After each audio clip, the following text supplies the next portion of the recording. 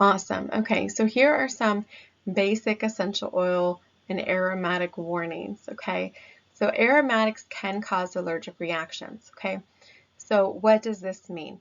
This means that we have to use common sense. If you know that when you're around lavender plants, you have an allergic problem, or if you're allergic to ragweed, right? You're not gonna, if you have an allergic reaction to a specific plant, you're not going to tell me, hey, Lisa, let's work with these essential oils. And I'm not going to tell you, hey, I think we need to use this essential oil for you and see what it does. No.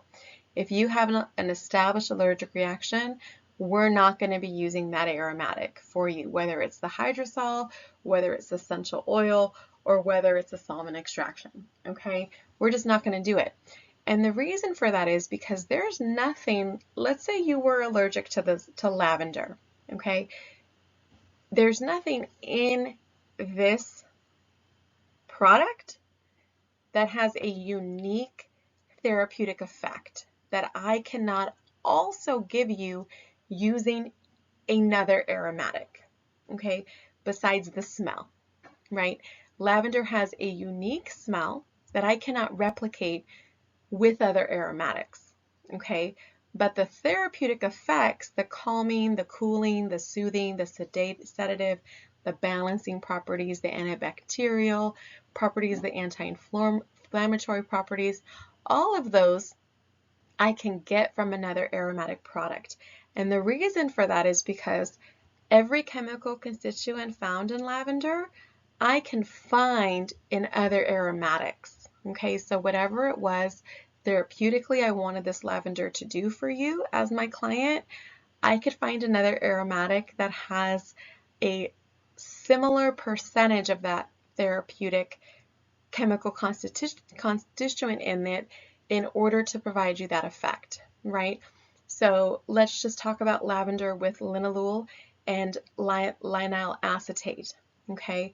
So if you were using lavender in order to be soothing, right, and emotional balancing, I might say, well, we're going to use bergamot or we're going to use petitgrain because those are also going to be essential oils that are soothing and relaxing. Okay, and then I also might say, hey, let's use basil because basil is also very soothing and relaxing. It has a different chemical composition, but it has the same effects.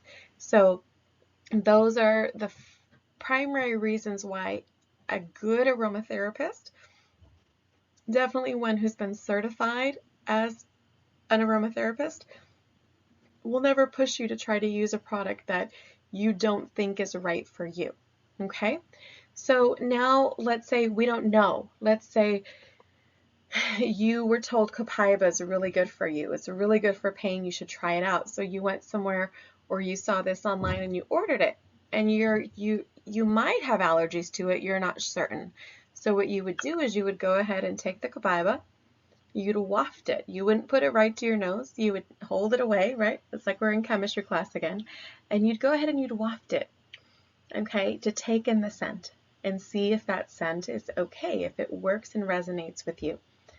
If it does, that's a good sign. If you're starting to sneeze or you're feeling something funky, that's not a good sign. Okay, so now let's say that you don't have any, negative reaction to wafting to the scent, the fragrance of it.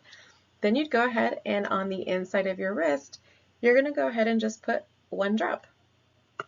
And you'd go ahead and just rub it in and notice, how does it feel? Okay. If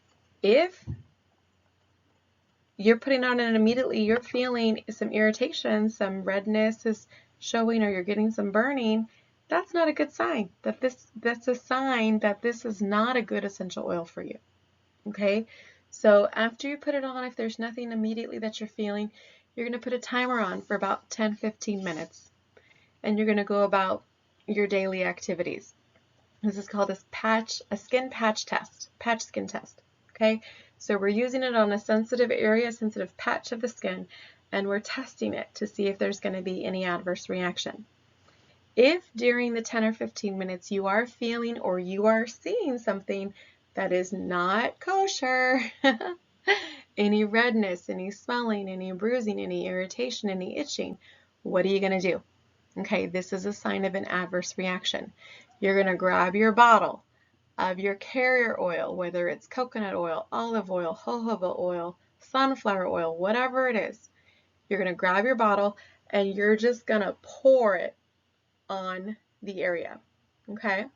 And then you're going to take a clean cloth, whether that's a napkin, whether this is a terry cloth, whatever it is, whatever's close, and you're going to dab it, okay, to blot. Okay, so those of us ladies that remember stain treatment, you blot, you don't rub, you just blot it in order to allow that cloth to absorb the carrier oil, which has absorbed the essential oil. Okay, once you've done it once, you're going to go ahead and do it a second time. Use a clean cloth or a clean area of the same cloth to blot it again. And if you're still continuing to see and to feel the effects, you're going to continue to do that. Okay, what is the reason behind that? The reason behind that is because the essential oil will infiltrate the carrier oil. Okay, so the essential oil will disperse within the carrier oil to mitigate the strength of the reaction you're having. And then it's going to delay the absorption in order to allow that carrier oil to be removed from the body. Okay, so that's what we do if we're not sure if we are allergic or if we're going to have a skin sensitivity. Okay, so if we don't have any skin sensitivity after the first 10-15 minutes, fantastic. Go ahead and use the product as you wanted to. Okay, the second caveat here is for internal use. So aromatics should not be taken internally unless they're labeled for internal consumption. So what does that mean? That means that you are going to have this supplemental facts label on your aromatic. If you do not have a supplemental facts label on your aromatic, you are not going to put this in your mouth. Okay, that means that the quality of the essential oil or hydrosol you have is not high enough for internal consumption. Okay, so that is very, very important. And if you are not working with a certified aromatherapist, I'd be very cautious if they are telling you to take aromatics internally. Okay, besides a bath, I think aromatics in bath water are fantastic as long as you're using a dispersant such as polysorbate in order to get the aromatic dispersed within the water, or I will even use my soluble, even though it's meant as a ingestion dispersant, just to ensure that the essential oil is not just on the surface of the water, but it really is throughout the whole bath water. Okay, so now the neat application, and we kind of went over this before, that they should only be used for 7 to 10 days and in acute situations only. So why is this? Okay, this is because essential oils are incredibly potent. Okay, I know when I initially started this journey, I was told that 1 drop of peppermint essential oil was the equivalent to 23 cups of peppermint tea. Okay, that's freaking potent. Think about that. If you had 23 steeped bags of peppermint tea in that tiny little space, like on your wrist, like 23 bags, like, and it's all going in that same spot, like that's pretty crazy. So these are very, very potent products, and we don't want the body to be exposed to this potency for a long period of time. We only want it to expose to this potency while the body needs it. Okay, so we don't want your bodies to become dependent on this. We don't want your bodies to prepare for these chemical constituents to constantly be in the body. We want the chemical constituents to help your body come back to homeostasis and then to be healthy where they don't need these products, okay? And so that's why you're going to very quickly go on to a dilution use, a diluted use, rather than a neat application use, in order to give your body what it needs to be efficient at healing and restoring health and vitality to the individual part that needs it or to the body systems that require it. Okay, and if you have any questions about this, please let us know. If you've been using essential oils for a while for a specific thing and you're not feeling or seeing the difference you want, definitely reach out to us so we can direct you to a more efficient way of using the essential oil or more efficient essential oils to use for that specific healthcare need or challenge.